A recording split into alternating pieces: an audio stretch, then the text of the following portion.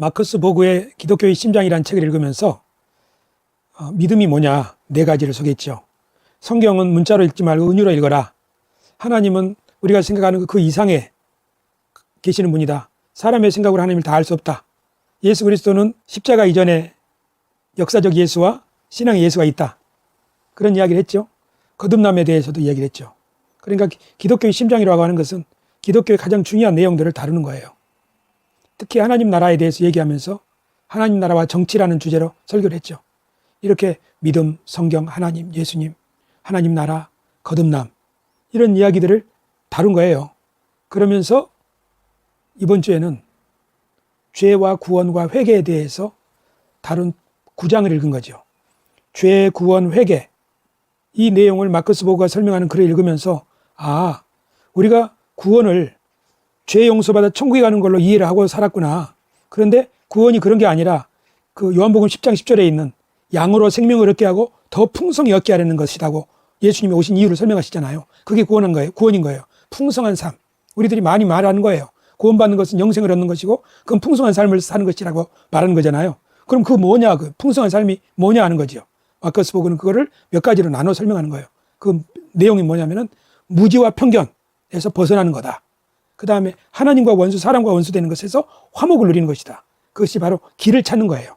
그리고 또 한 가지는 인생의 가치, 삶의 목적 그런 것들을 재발견하고 인생의 즐거움을 알아가는 삶이라고 말하는 거죠. 그러니까 구원이라고 하는 것을 이렇게 설명한다면 우리가 예수 믿고 죄 용서받아서 구원받는다 하는 것을 회개한다 하는 것을 회개의 의미도 그럼 달라지는 거 아니냐. 죄가 인간의 상태를 단지 죄인 잘못하는 것, 법을 어긴 거, 하나님 말씀에 불순종한 것만이 아니라 인간이 처해 있는 여러 가지 안 좋은 상태, 노예 상태, 소외 상태, 대적 상태 이런 거 말이에요. 허무한 상태. 이것이 죄의 상태라면 인간의 상태라면 그리고 그것에서 건짐을 받는 것이 구원이라고 한다면 그럼 회개도 달라지는 거 아니냐. 회개도 죄를 용서받는 것만이 아니라 회개도 내 아집에 갇혀있는 이거를 깨뜨리고 더 크신 하나님께 나를 내어놓는 것이고 회개도 사람 사이에 있는 그 화목, 원수됨을 사과하는 것이죠. 사이다처럼 사과하는 거잖아요. 그리고 회개도 개인주의에서 깨서 공동체를 향해서 책임감 있는 사람으로 바꿔지는 거죠. 그러니까 회개의 의미도 더 풍성해지는 거예요.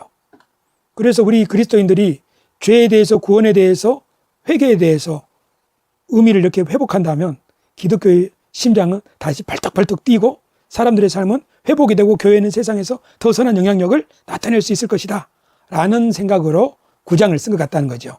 그러다 보니까 이 9장을 읽으면서 나의 과거를 반성하게 된 거예요. 이 이야기는 중요해요. 오늘 본당 우리 교회 첫 찬송이 뭐예요? 내 주님 같은 친구 없도다. 이리죠. 저 천국 없으면 난 어떻게 하나. 오늘 총동원 새생명 축제라 새신자들을 위한 설교를 하겠죠. 그 첫 번째 찬송이 뭐냐면 죄 많은 이 세상은 내 집안이요. 죄 많은 이 세상은 내 집안이요. 내 모든 보화는 저 천국에 있네. 저 천국 문을 열고 나를 부르네. 나는 이 세상에 정들 수 없어요. 오 주님 같은 친구 없도다. 이 찬송 선곡자는 이 부분을 주님이 우리의 친구가 되신다는 것을 이 부분을 설명하면서 시작한 거예요. 하지만 그 앞부분의 전체적인 거는 뭘 말하는 거예요? 여기가 내 천국이 아니다 하는 노래를 하는 거예요. 새생명 축제 때. 그게 분당 우리 교회에서 그렇게 하고 있으면 다른 교회는 물어볼 것도 없는 거죠. 대부분의 그리스도인들의 삶은 지금 어떻게 살아가고 있어요? 구원이라고 하는 것은 죄 용서받아서 천국 가는 걸로 생각하는 거예요. 그리고 나머지 이 세상에서 그럼 어떻게 살아야 되냐? 그럼 그 다음 덤으로 은혜 받고 복을 누리며 사는 것이다. 그래서 영생 천국의 축복, 이 세상에서의 믿는 자에게 누리는 아브라함의 축복 이렇게 둘로 나누어서 생각하는 거예요. 영적인 축복, 땅에 기름진 축복 이런 식으로 생각을 하는 거예요. 틀린 말은 아니에요. 성경에 있으니까. 하지만 그렇게 생각했을 경우에 회개라고 하는 것은 아주 작은 부분에 지나지 않아요. 잘못한 거. 구원이라고 하는 것은 아주 좁은 이야기에 지나지 않아요. 구원이 진짜 넓은 의미요. 진짜 구원 말이에요. 그러려면 우리를 돌아봐야 된다고요. 우리가 왜 이렇게 됐는가? 왔지만 이 같은 사람의 가르침을 따라서 또 1000년 전에 교회에 들어온 그 불구덩이, 저 아름다운 세상 이런 신화적인 이야기들이 교회에 들어와서 어떻게 예수님의 하나님 나라 정신, 하나님 나라 복음을 훼손했는가 하는 것을 이해할 필요가 있는 거지요. 그래서 이 이야기를 하는 거예요. 그리고 이 이야기를 하는 것은 이 독이 아직 덜 빠졌기 때문에 그래요. 지난주에도 똑같은 이야기를 내가 했는데, 지난주에도 나눔 시간에 똑같은 이야기인데 왜 같은 이야기를 계속 하세요? 이렇게 질문해가지고 독이 덜 빠져서 그랬다는 거예요. 사도 바울이 지치지 않고 계속 편지를 쓰잖아요. 가르치고. 실제로 그렇게 썼어요. 내가 너희에게 이 말 쓰는 것은 내가 괴로운 일이 아니다고. 그것은 뭘 말하는 거냐면 그만큼 당시의 동족이 그 생각에서 헤어나오지 못하고 있는 것을 잘 알기 때문에 그러는 거예요. 지금 우리가 정광훈 현상이나 또 대형 교회들의 그런 거의 반공, 우리 이번에 동기 모임에 갔더니 한 분이 강남 교회 김성광 목사님의 교회 전도사로 들어간 이야기를 하더라고요.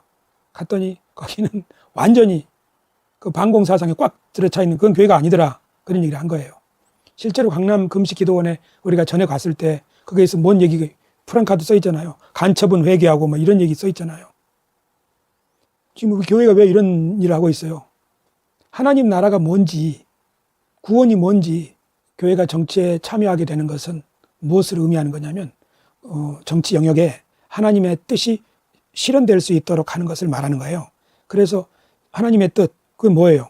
약자를 돌보고 강자는 좀 희생하고 그렇게 해서 더 평화로운 세상을 만들고 전쟁은 억제하고 이웃 나라의 관계를 원만하게 만들어가고 이런 것이 하나님 나라의 뜻에 부합하는 거잖아요.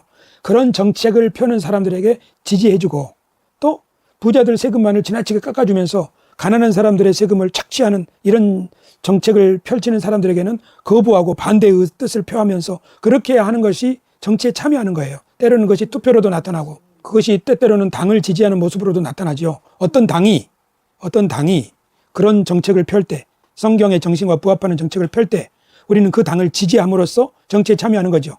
또 어떤 당이 성경의 정신과 반대되는 정책을 펼 때 우리는 그 당을 거부하고 반대 의사를 표명함으로써 그게 병들었기 때문에 그래요. 앞을 못 본다고, 내가 눈이 있지만 보지 못한다고 한 게 바로 그거예요.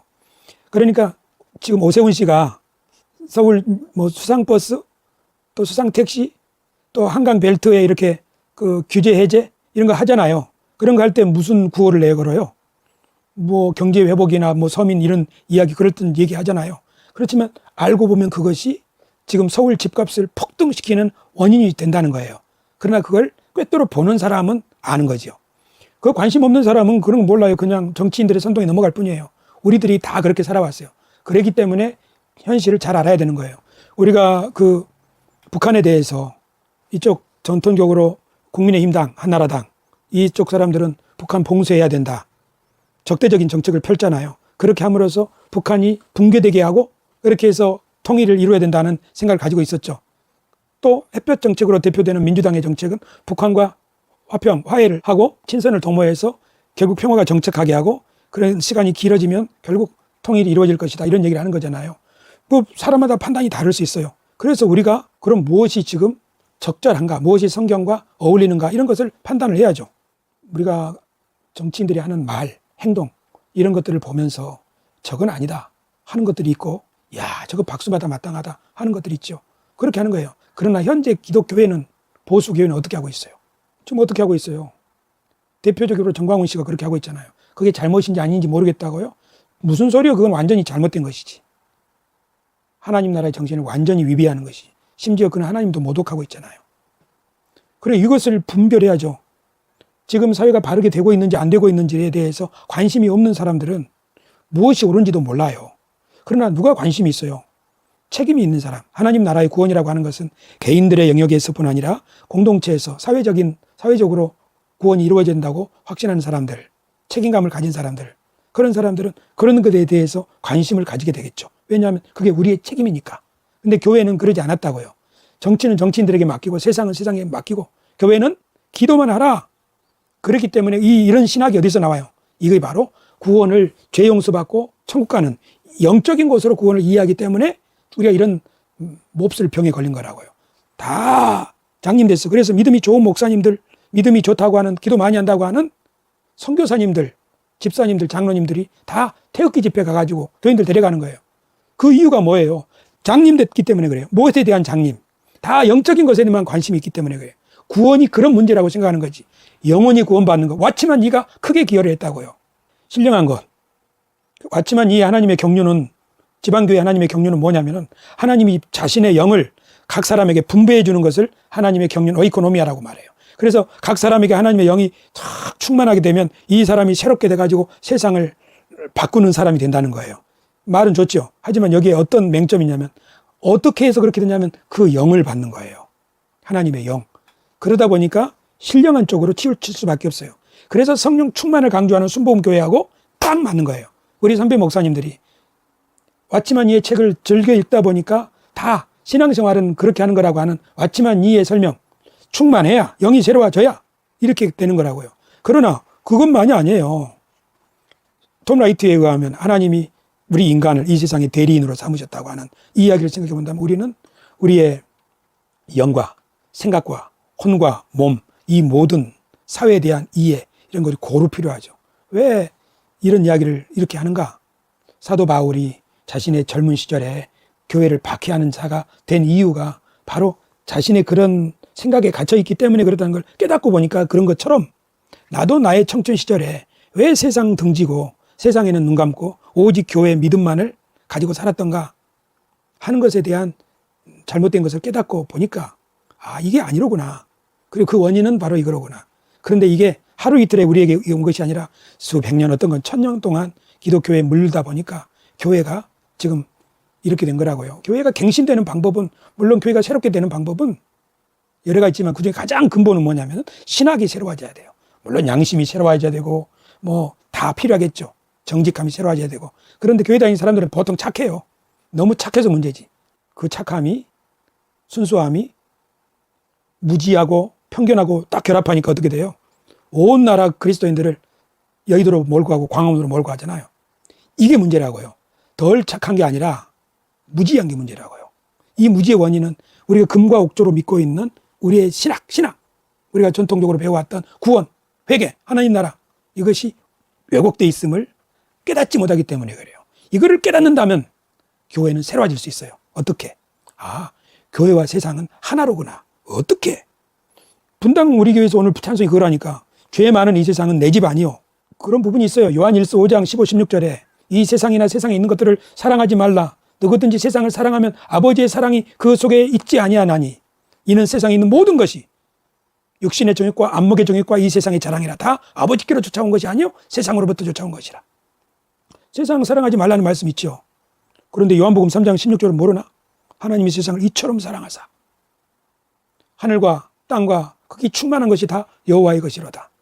그러니까 이 한 구절을 잘못 이해하니까 그렇게 하니까 어떻게 된 거예요?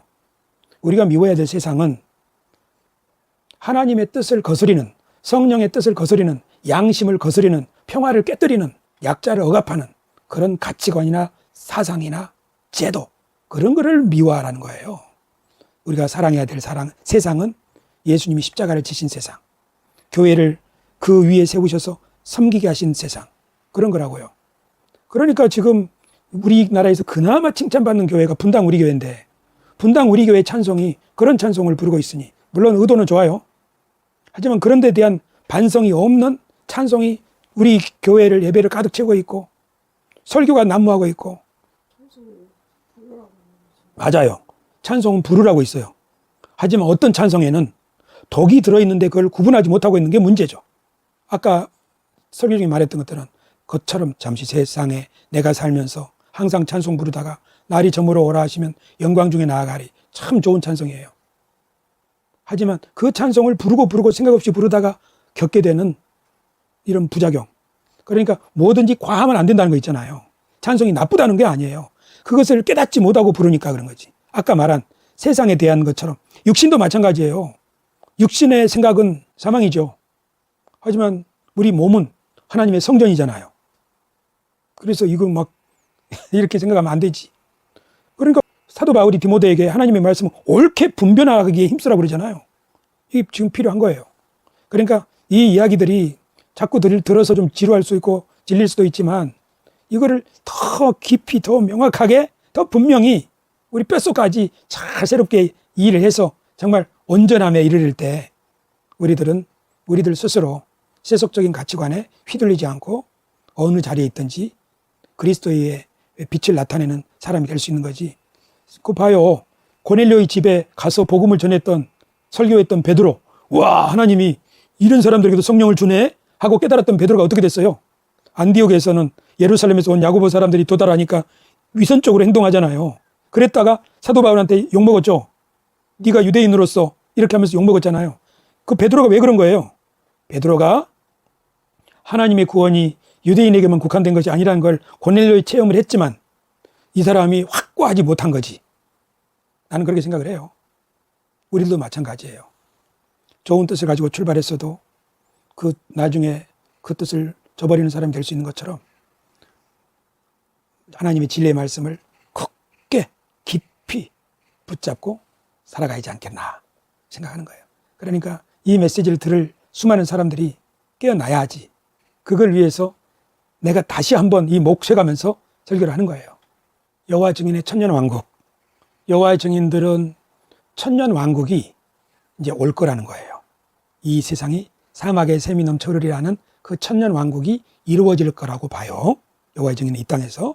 그리고 여호와의 증인은 그때 예수 그리스도가 이 세상의 왕으로 통치하는, 이 세상의 모든 나라들을 통치하는 그 정부, 이 세상의 정부들을 통치하는 예수 그리스도의 정부가 들어설 거라고 믿어요. 왕으로 통치하는.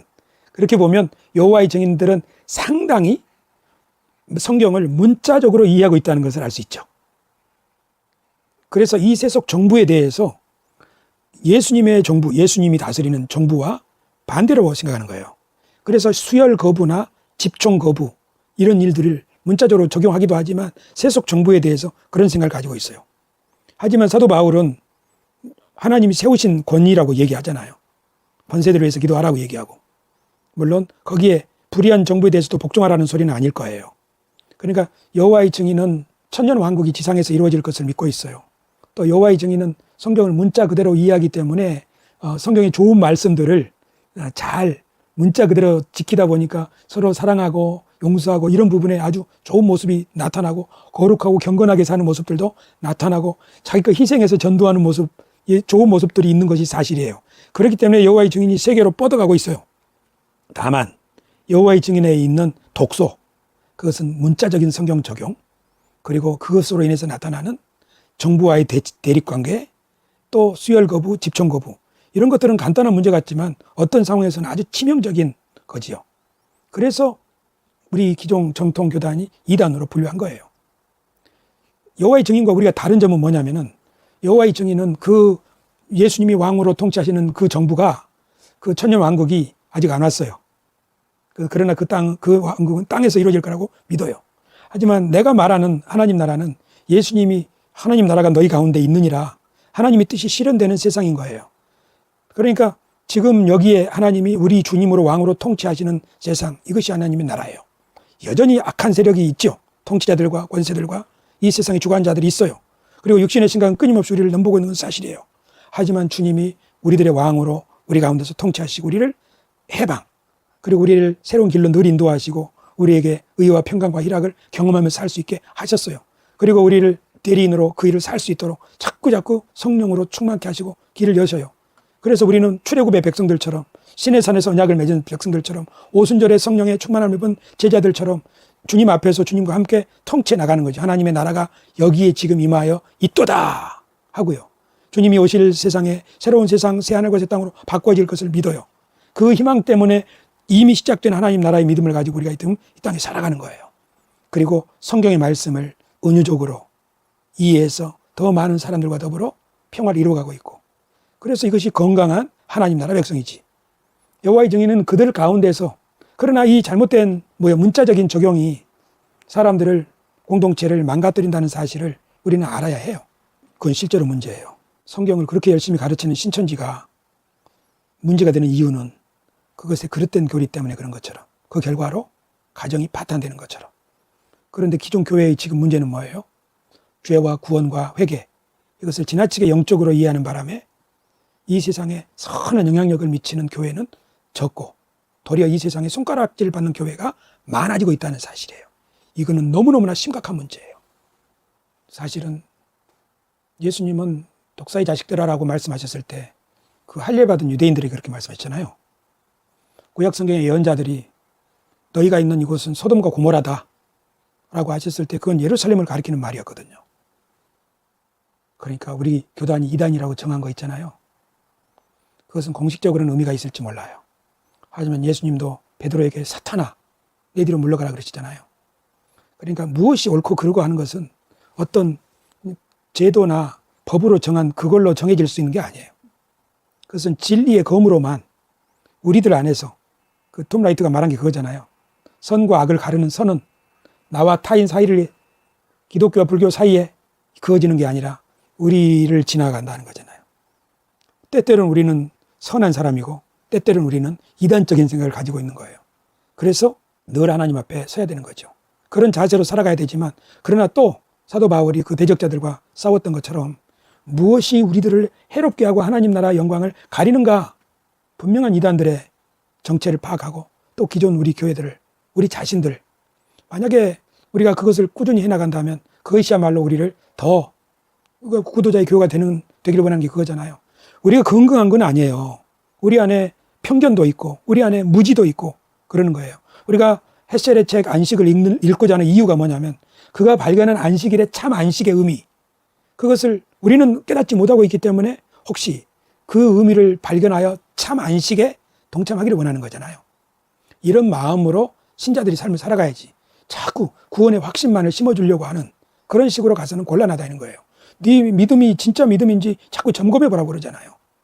그래서 나는 내가 했던 것처럼 우리 기존의 교리들에 대해서 교리를 강화하는 쪽으로 가르치기보다는 이 교리에 대해서 의심을 품고 이것이 왜 그런지 진짜인지에 대해서 베리아인들처럼 고민해 볼 수 있게 하는 거 그래서 스스로 답을 찾을 수 있게 하는 거 그것이 신앙의 교육이 되어야 한다고 나는 생각을 해요. 이런 비판적인 사고를 하지 않는 생각을 하지 않는 그리스도인은 그냥 다 같이 우하면 떠밀려 간다니까요. 그러나 이런 비판적인 사고를 할 수 있다면 어느 교회나 어느 단체나 바로 거기에서 키맨을 할 수 있는 거죠. 방향을 바로잡을 수 있는 역할을 하는 거예요. 그런 사람들을 만들어내는 것이 교회지. 많은 사람들을 불러다가 할렐루야 아멘하고 막 맞소 하는 사람 생각 없이 동조하는 사람들 많이 만들어낸들 그것이 무슨 의미가 있겠어요. 지금 우리나라에 많다고요 그런 사람이. 그러니까 이거를 복구하는 거 이런 작업을 지금 톰 라이트가 하고 있고 마커스 보그가 하고 있죠. 그런데 이런 사람들이 있음도 알지 못하겠노라 그렇게 해버리면 어떡하겠단 말이에요. 자꾸 성도들을 일깨워서 그렇게 구도자들이 많아져야지. 예수님이 십자가에 달리신 것은 예수님이 잘못한 것이 아니고 사도 바울이 비시디아 안디옥이나 또 어디요 그런 데서 배척을 당한 것은 바울이 잘못했기 때문이 아니죠. 그것은 그들이 회당에서 쫓아냈기 때문이죠. 예수님이 고향에서 배척을 받고 나서 그러시잖아요. 소돔과 고모라가 너희보다 먼저 회개할 거라고. 이게 무서운 이야기예요. 왜 구원의 문이 좁다고 말해요. 들어가기를 구하여도 들어가지 못하는 사람이 많다고 말하잖아요. 우리는 너무 그 선교 전도 정신에 외워가지고 한 사람이라도 더 많이 영접하고 하나님의 자녀 만드는 거 그거 중요하다고 생각했지만 사실은 성경은 구도자들을 더 제자를 더 중요하게 여기는 거예요. 제자가 되라는 거죠. 자기를 부인하고 십자가를 지라는 거잖아요. 너 영접하면 하나님의 자녀 된다. 그것만을 말하는 게 아니에요. 진짜는 아니 너 자격 없어 가. 아니 너 그러면은 죽은 자들은 죽은 자들에 맡기고 이런 식으로 거부하잖아요. 오겠다는 사람도. 왜 그래요? 예수님께 있어서 아니 신앙에 있어서 본질이 그거기 때문에 구도의 길이기 때문에 심지어 기적을 보고 몰려온 사람들은 다 쫓아버리잖아요. 어려운 말이 가지고. 그러니까 우리 스스로 주님을 알아가는 이 삶의 가치 그리고 스스로 확신에 거하는 삶의 가치 그리고 현실에 있어서 뭐가 문제인 것에 대해서 분별하고 책임 있게 행동하려고 하는 것 이런 것들이 너무너무나 중요한 거지.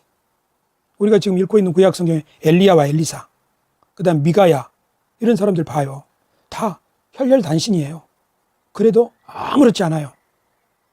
도리어 그 시대를 움직이는 일을 하는 거죠.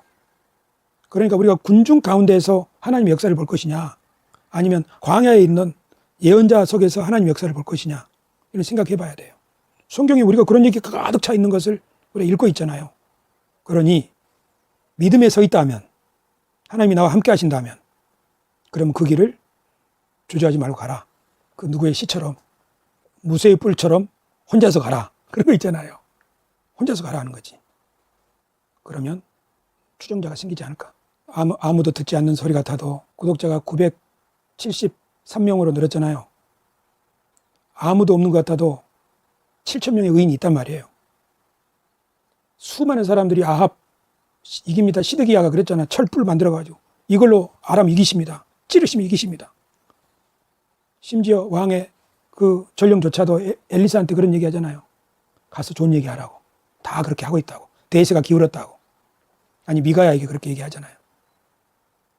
그래도 까딱 안 하지. 흔들리지 않지. 누가? 하나님의 사람들은. 왜요? 하나님이 이 세상을 주관하신다는 그 믿음 때문에 그래요. 큰 교회가 세상을 운영한다? 천만의 말씀. 그러면 예루살렘 성, 그 빛나는 성 왜 무너뜨려? 천만의 말씀. 그런 거는 아무짝에도 쓸모없을 수도 있어요. 진짜가 아니라면. 다른 사람은 모르겠고 나 자신이 지금 어디에 빠져 있는지, 독선에 빠져 있는지, 무지에 갇혀 있는지 그거를 깨닫는 게 중요하죠. 근데 그걸 어떻게 깨달아요? 혼자 깨달을 수 있나요? 그래서 성경을 읽어야 되고. 근데 성경을 읽어도 모르지. 그래서 이디오피아 네이시가 빌립에게 좀 가르쳐 주시오 한 것처럼 스승들을 찾고 길잡이를 찾고 이렇게 해서 서야지. 그렇게 해야지 새생명 축제같이 막 사람들을 드글드글 불러가지고 선물 주고 경품 추천하고 그런 식으로 해서 세상이 바뀔 거라고 생각했다면 그런 식으로 해왔기 때문에 지금 우리 기독교회가 이 지경에 이르렀을 거예요. 진짜로 처음에 일제시대처럼 교회 다니면은 핍박받고 욕먹고 그렇게 한다면 초대교회처럼 그럼 누가 감히 교회를 가려고 하겠어요?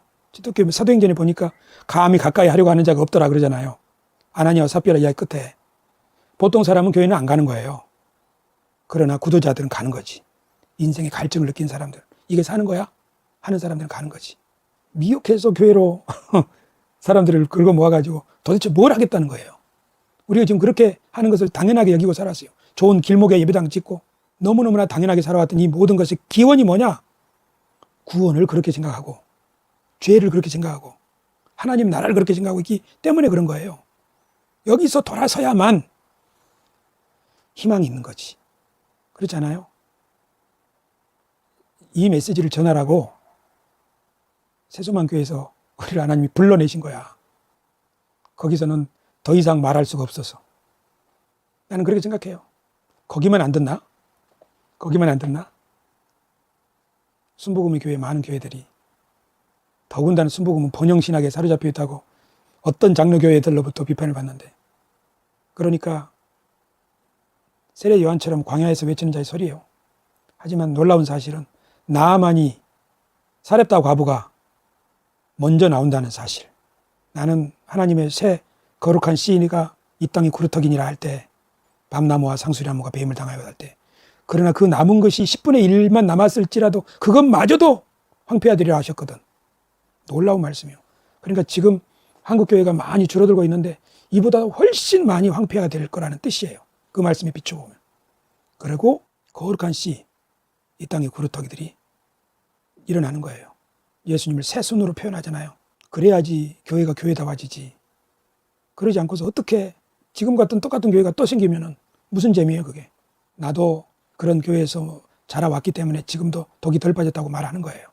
하지만 이 말씀이 사도 바울이 말씀의 성령에 붙잡힌 것처럼 이 말씀이 나를 완전히 붙잡게 된다면 그리고 지금보다 더 말씀의 깊이로 들어가고 더 성령에 사로잡히게 된다면 더 힘있게 증언할 수 있겠죠. 지금 마크스 보그나 톰 라이트의 글을 보면서 묵상하고 소개하는 수준이라면 그때는 막힘이 없이 뱃속에서 우러나오는 소리로 영혼의 소리로 아브라함, 요슈아, 헤셀이 그런 지경에 이르렀기 때문에 마틴 루터킹 주니어와 함께 몽고메리 행진을 할 수 있었을 거예요. 행동은 신념으로부터 나와요. 그 신념은 깨우침으로부터 나와요. 하지만 이 신념이 행동으로 옮겨지려면 강해져야 돼요. 그렇죠. 배우고 확신해야 행동으로 나가는 거예요. 죽으면 죽으리라. 그래서 하나님이 우리를 연단하시고 담금질하시고 그렇게 나가는 거예요. 이해하겠죠? 물론 세수만 교회에서도 열심히 외쳤지. 하지만 손 떨면서 했었지. 지금은 버벅거리면서 외치고 있고, 그러나 이게 톰 라이트, 마커스 보그, 에셀 이런 식으로 점점 길잡이들이 많아지고 교류가 확산되고 깊어지면 배에서부터 생수의 강이 흘러 넘쳐나리라 하는 태산과 같은 믿음으로 혈렬단신 850대 1로 서도 850명만 섰나요? 구경 온 모든 이스라엘 백성들을 향해서 언제까지나 주저하려느냐 하고 그들을 죽비로 깨우친 엘리야처럼 그런 말씀의 대언자가 되는 거예요. 너무 멋지지 않아요? 하나님이 하실 일, 광야에 길을 내고 사막에 샘물을 내는 새 일을 행하리라고 하신 하나님 일이 그런 게 아닐까요? 그렇게 해서 많은 사람들이 진짜 주께로 돌아온다면, 진짜 회복된다면 우리는 후회가 없는 인생 살았다고 말할 수 있을 거예요. 오늘의 힘듦 같이 있다고 말할 수 있을 거예요. 기도합시다. 하나님, 우리는 수많은 사람들의 아멘 소리를 들어야 마음이 든든해지고, 우리는 수많은 사람들이 은혜 받았다고 인사를 해줄 때 우리는 안정감을 찾기도 합니다. 우리는 누군가 우리가 옳다고 말을 해줄 때 비로소 우리는 안도감을 누리기도 합니다. 그러나 하나님이 우리와 함께 계시고 하나님의 뜻을 행한다고 하는 그 한 가지 믿음으로만 흔들리지 않는 믿음, 그게 그 믿음에 이르기를 원합니다. 아버지요, 지금은 골방에서 말하지만 지붕 위에서 선포되리라고 하신 주님의 말씀처럼 아버지 하나님의 말씀을 그 대적자 앞에서 증언했던 모세처럼 사도 바울이 많은 전도 끝에 예루살렘에 올라가 그 대적자 앞에 서기로 결심하고 결심했고 마침내 섰던 것처럼, 아그리빠 앞에 설 뿐 아니라 가이사 앞에 섰던 것처럼 우리들도 우리가 믿는 이 복음의 진리를 만인 앞에, 왕들 앞에 증언하는 사람 될 수 있도록 그렇게 주님이 우리를 준비시켜 주시옵소서. 우리의 오늘의 연단과 수고가 결코 헛되지 아니할 줄 믿습니다. 한국의 교회가 회복되게 하시고 깨어나게 하여 주시고 진정 세상과 함께 세상을 선도하는, 세상을 살리는 교회가 되게 하여 주시옵소서. 예수님의 이름으로 기도드리옵나이다. 아멘.